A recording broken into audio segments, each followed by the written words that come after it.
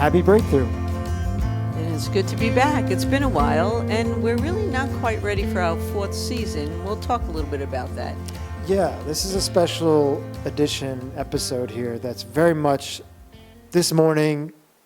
We said, hey, we got to do something because something happened big today. So much so that we didn't even plan. We're clearly wearing the same outfit. It's almost like we have a breakthrough uniform. The spirit moves today, that's for sure, because... This is what synchronicity looks like. Yeah, literally, I just called you up and said, we got to do a breakthrough. Pope Francis just did something epic. We need to have a conversation, and here we are. So this is really special. This is a special moment, not only just what we're going to talk about, but what Pope Francis has done with his latest document is really big. Yeah, and I think, well, I mean, Pope Francis definitely has his finger on the pulse of the world. However, I think what might have precipitated this was the USCCB, United States Catholic Conference of Bishops, their president, Archbishop Timothy Progoglio.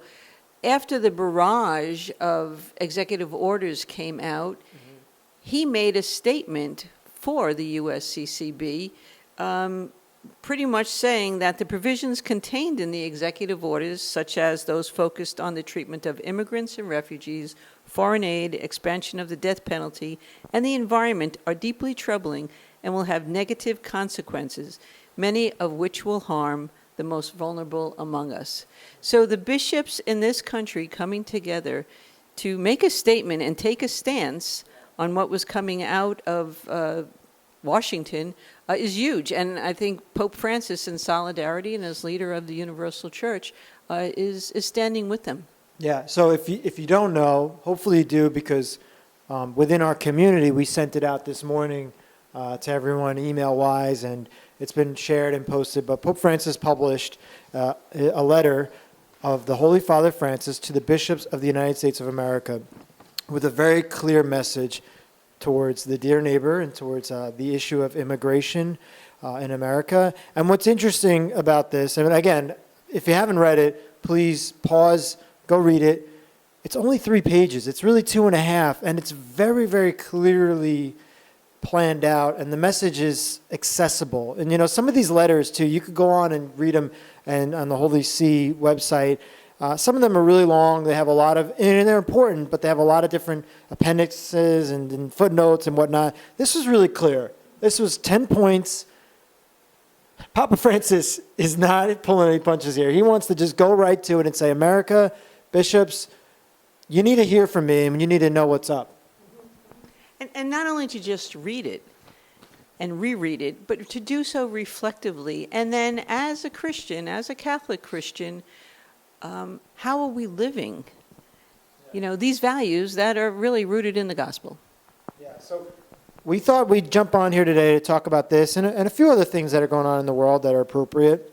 And just read a few of our favorite parts about it and reflect, because this is really a groundbreaking moment in our American church, especially with all this division that's going on and things that we kind of expected, you know, when, you know, the new administration came in. We had ideas, but you never fully know what to expect when anything like this kind of happens. So we'll just start off and just read the beginning here, and then we'll both share our favorite parts. But, dear brothers in the episcopate, I am writing to address a few words to you in these delicate moments that you are living as pastors of the people of God who walk together in the United States of America.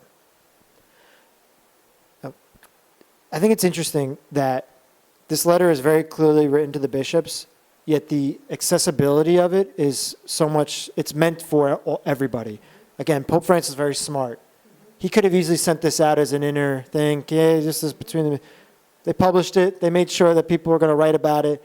It's for the bishops, also for the people. Right, and that's why it's important for the people to get familiar with it, to speak to their bishops, to speak to their pastors, to speak to their faith communities and say, yes, he addressed this to you, but we as church, it is addressed to us too. And so what are we going to do about it? Yeah. So what were your favorite parts? Well, I mean, it's really wonderful. I mean, the history of the church and the papacy taking stances, you know, and it speaks to really going back to Pius XII and the Apostolic Constitution on the Care of Migrants. So this was written some time ago, but he really speaks to, and it's quoted there, about the Holy Family, Mary, Jesus, and Joseph, being a family in exile who emigrated to Egypt because of the lack of safety and the concerns in their time. But what really spoke to me was in the fourth point, where Pope Francis says, the rightly formed conscience. I know we have so much work to do on our consciousness and conscience, cannot fail to make a critical judgment and express its disagreement with any measure that tacitly or explicitly identifies the illegal status of some migrants with criminality. And, I have to tell you that I've had some experiences down at the border, whether it was El Paso, McAllen, Brownsville, and our sisters and brothers who were crossing the border, I did not find to be criminals. I found to be weary, yet resilient, people who were really not wanting to flee their homeland, but out of necessity for their safety or for their livelihood in order to support their family and community needed to. This language of criminality is, and point 4 is what I actually wrote too. We wanted to surprise each other with our favorite points here. But I think point 4 is one of the most important because of that line. And again, I think my generation below me, we maybe have lost our way with words a little bit. Social media has maybe hurt our ability to be wordsmiths as much. So these kinds of documents come out. You really should read them a few times, pray with them, because every word holds real value. And that the rightly formed conscience, that's kind of a powerful thing of like, if you don't get what I'm saying here, well, I'm questioning your conscience. Like this isn't, a mistake here. But he says right after this, at the same time, one must recognize the right of a nation to defend itself, keep communities safe from those who have committed violent or serious crimes while in the country or prior to arrival. So I know a lot of critics, Monday morning quarterbacks will sit here and go, Pope Francis doesn't know what he's talking about, all these things. No, he knows what he's talking about. There's a difference here in language between a criminal and someone who's trying to seek a better life. And when we have certain leadership, and we're not going to name names, we're not going to get into that whole thing because it's all throughout history on both sides of the aisle.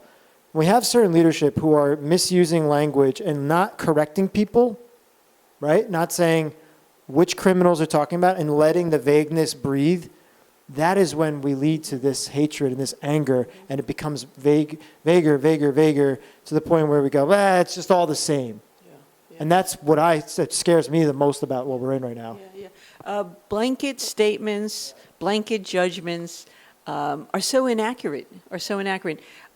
Is there criminality? Is there violence? Is there illegal drugs crossing borders? Yes, and yes. However, it goes both ways, and so it's just not one country or countries from the southern hemisphere or the east that are bringing them in, or the north for that matter. It works both ways. I have to edit myself here a little bit, make sure I don't get into too much good trouble. But there was a great miniseries that came out a few years ago on Netflix called Painkiller, which was about the one of the big pharmaceutical companies, and I'm blanking on the name. We'll put it in the notes on what exactly the family's name was. It's really bothering me. I can't remember, but it was all about how the start of the opioid crisis and OxyContin. And I bring that up to think like the argument of drugs is used so much with regards to immigration. So they're bringing drugs into this thing. We're bringing stuff here within our own backyard, and we're through different organizations and different ways. And that show, if you have to go check it out if you're interested in that kind of thing, painted a really clear picture of like, we don't mind certain criminal activities under certain banners, but other criminal activities, other things under other banners, we're gonna do this, and then we're gonna loop all these other people into it and create a whole crisis. And so it's very important that Pope Francis is saying that crime is crime, and that does need to be taken care of. But we can't throw that all into the same basket and think, like you said, you were just there, right? You were just down at the border. Tell us about that. Well, it's pretty quiet, as you can imagine. I mean, the border patrols, there are many along the New Mexico and the Texas border. No one's really coming over.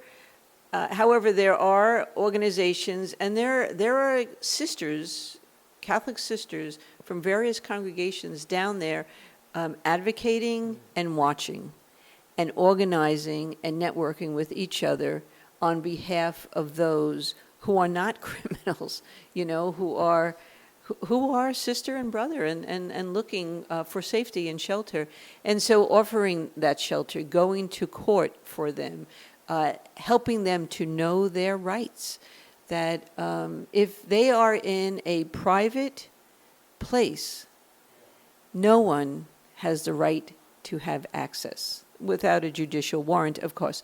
However, they just cannot come in. And it's not just a matter of educating those who might be migrating. It's also those who are potentially in the communities receiving them, because they need to know too. Unfortunately, there has been chases and there have been raids in private places, such as churches or whatever, and the people there working didn't know any better. So they let the officers in, and then a young group of boys, for instance, were arrested. Again, no criminal charges, no criminal background. They were just fleeing for their safety. Yeah, and again, language. When I went to Fordham for religious education degree and such, and we talk so much about language in how we preach the gospel, how we work on the gospel, and that if we get the words wrong, we miss the whole point. Yes, it's important to understand the stories, but if you don't know the context, you don't know how to use the language. And when we say criminal activity, the fact that at this point now, if you hear about an ICE raid, if you hear a dear neighbor of yours say, someone was detained, the first thing that pops in your mind is, well, did they have a criminal record?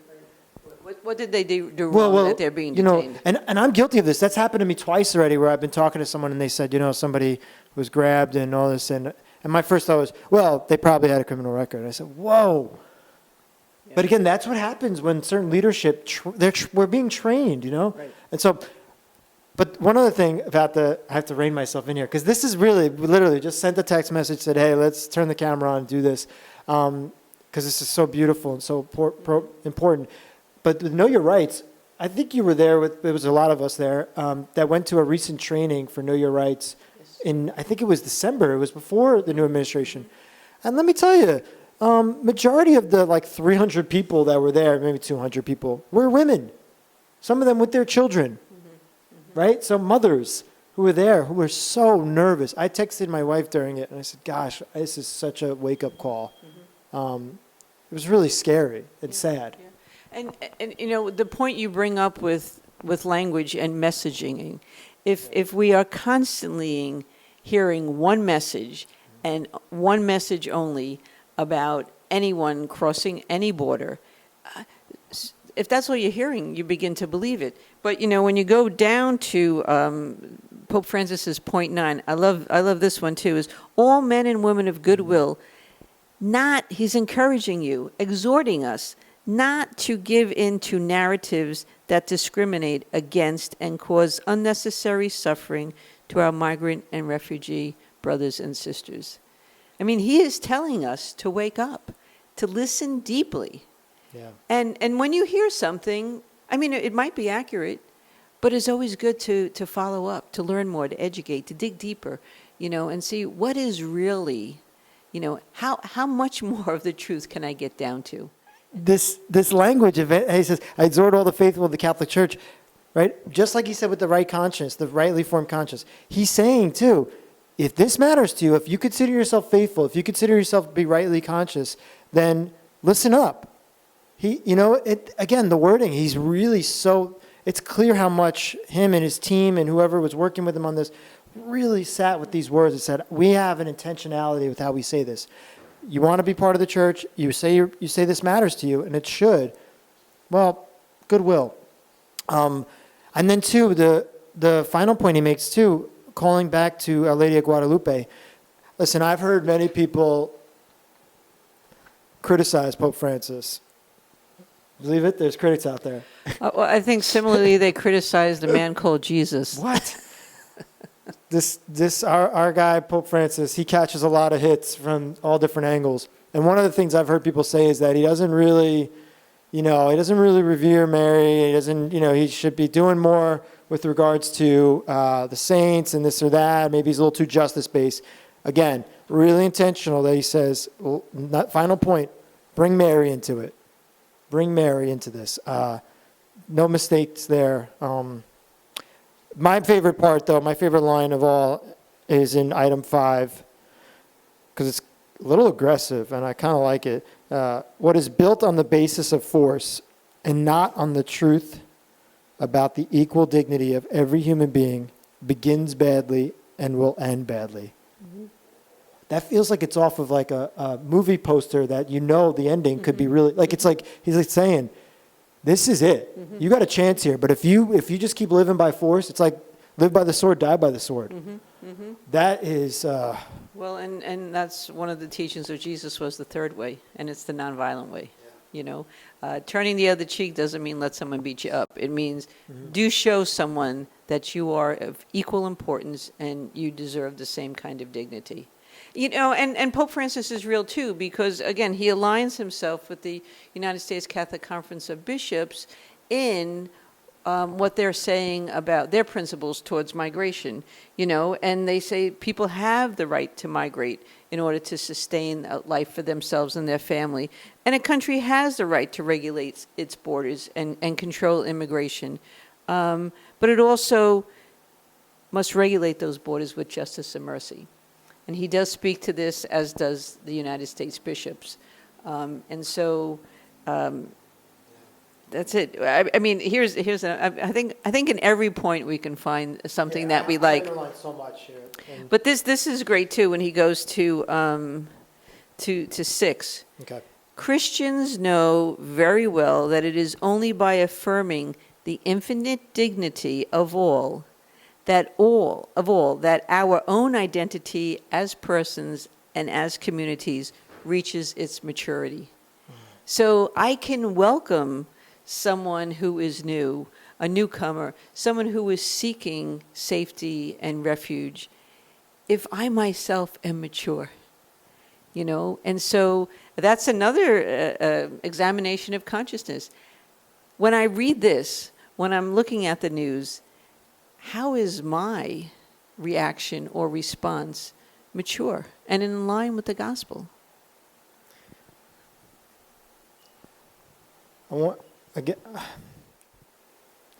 So I just want to be a little vulnerable for a second here.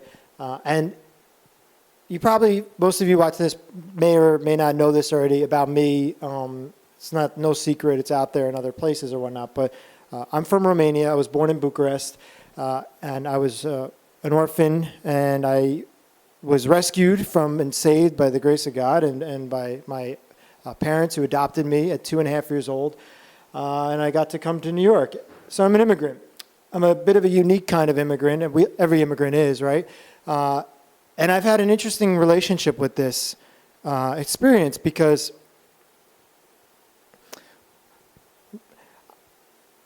I've been able to live with my immigrant experience in a unique way because I've kind of always looked like the people who adopted me. I'm from a country that, I blend in. So throughout my childhood, I never really had to reconcile with it as much. Sometimes with just the spelling of my name. My name, Cristian, has no H. It's the Romanian name. My parents decided to keep that, which I think is I'm really grateful for that. So as I got older, though, I started to recognize and realize the value and the importance of our own stories and the need to be able to put that out there.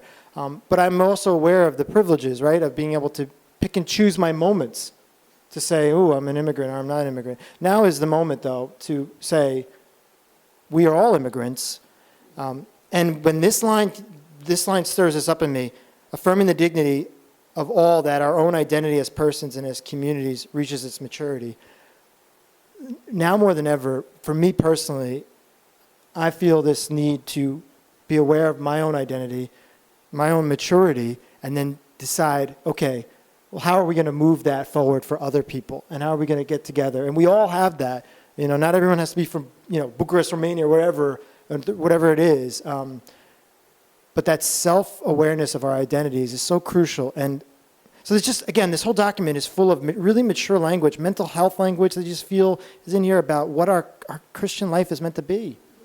And grateful that someone like yourself, although came to this country through an adoption, you are an immigrant. You know, as you say, that's what made America, because the indigenous peoples were here before anyone arrived. You know, and I think of all of, you know, some families we met recently when we were at the border, predominantly from Venezuela, and they're professional people. You know, sometimes we just, again, here's a misnomer that anything south of the border, the southern hemisphere, is filled with poverty. Well, there's poverty, yes, but there's also wealth, and there's also those who have means, very much like the United States. You know, but I mean, one family, they wanted to go back to their country, but if they went back, they would be in danger. But he was an engineer. He is an engineer. You know, so these are professional, educated people, much of whom built up the United States. You know? Yeah, like, and this whole thing of measuring danger. What is the danger? And again, I'm not bringing up my story to say any, like, I'm not trying to draw attention to myself in any of this way, but here's the thing, and I heard this was said to me a few times when I was younger, and we're just getting real here. We're just doing it. I've had people say to me before, "You're an immigrant." Yeah, but you did it the right way. What is the right way? What, being 2.5 and being totally overwhelmed and not knowing any language and being totally flabbergasted by what any relationships were? Yeah, let's break that down. What is the right way? And I'm speaking from the heart here, because enough is enough of this, the right way. Mm-hmm. We got children, motherless children out there, you know, who there's no right way. There is just the human way. And as Pope Francis is saying, if you are a Catholic and you have the Christian way, here it is, folks. Mm-hmm. All right, love thy neighbor. Mm-hmm. Do it. Do the work.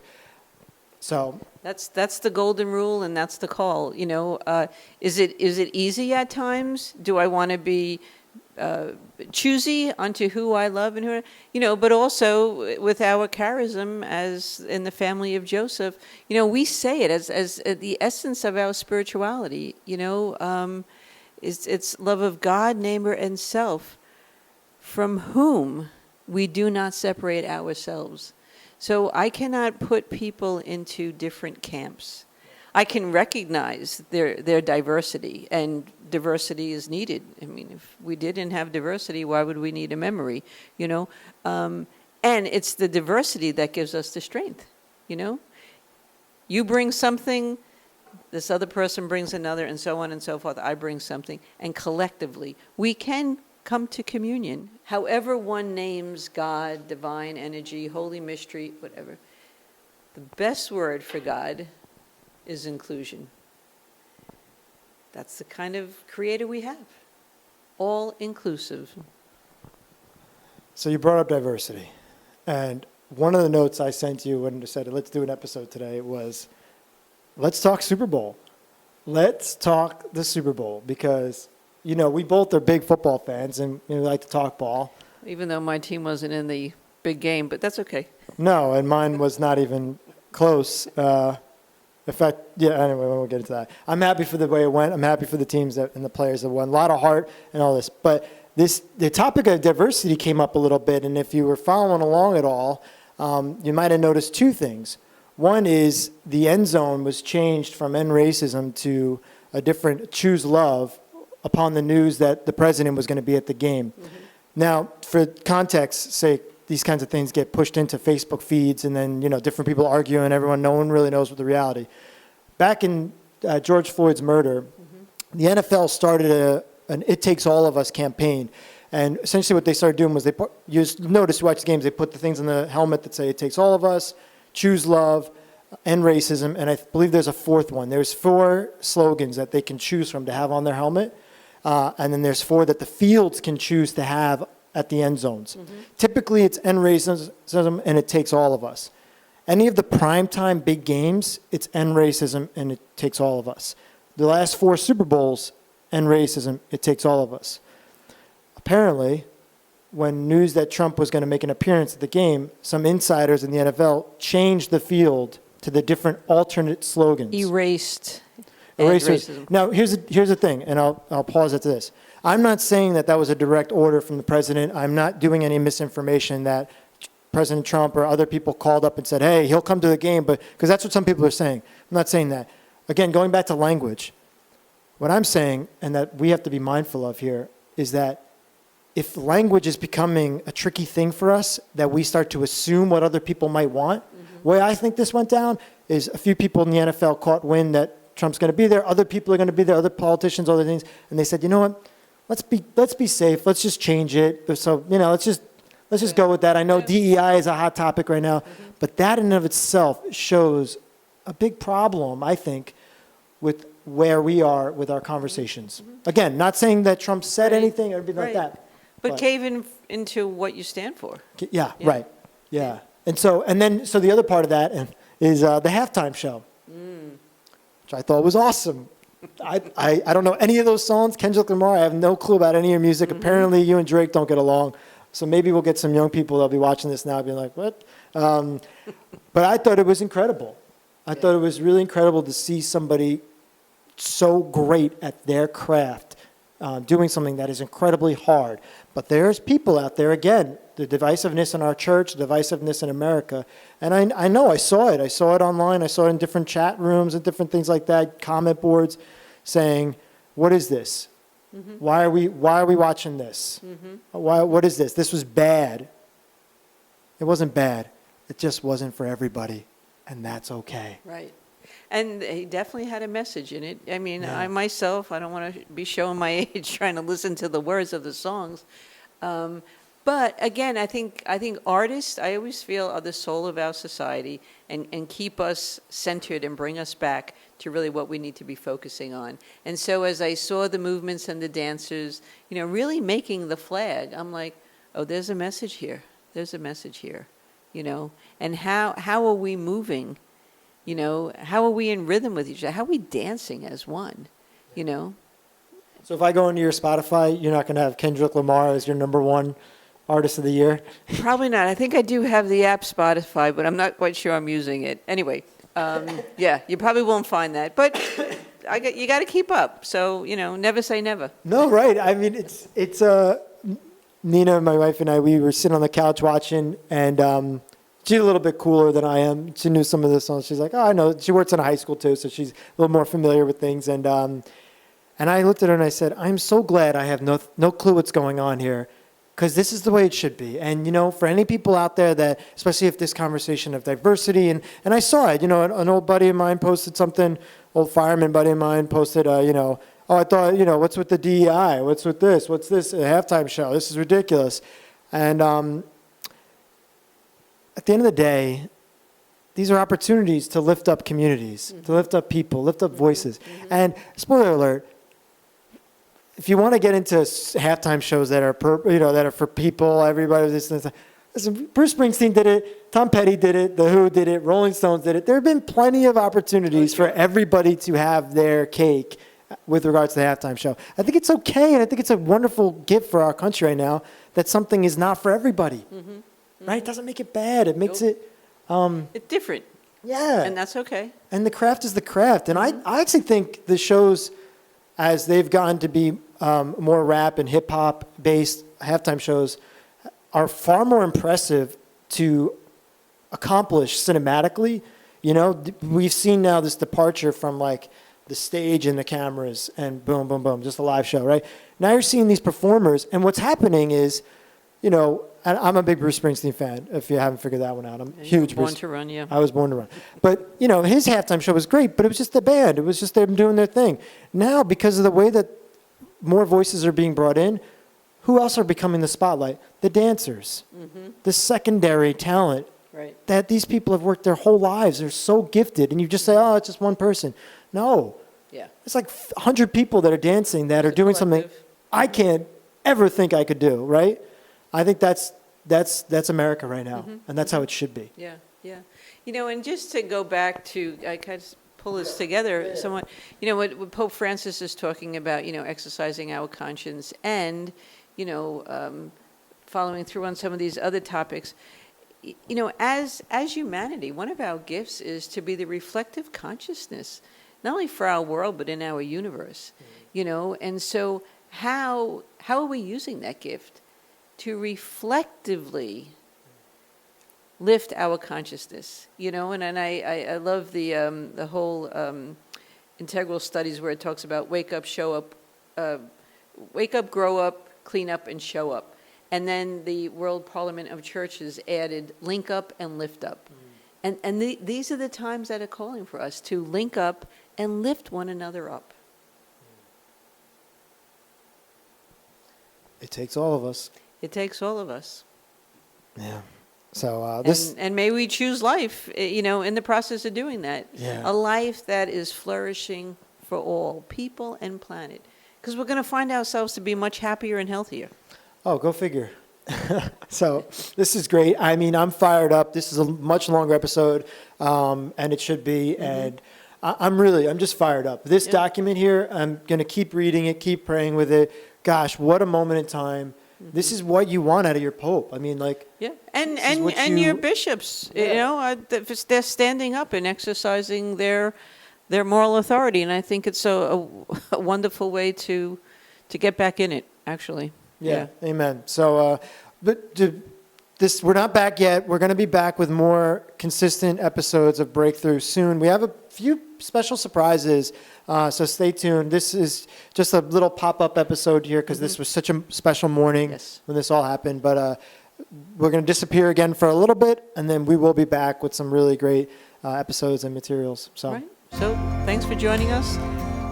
Download and read the document, pray with it, and we look forward to connecting again real soon.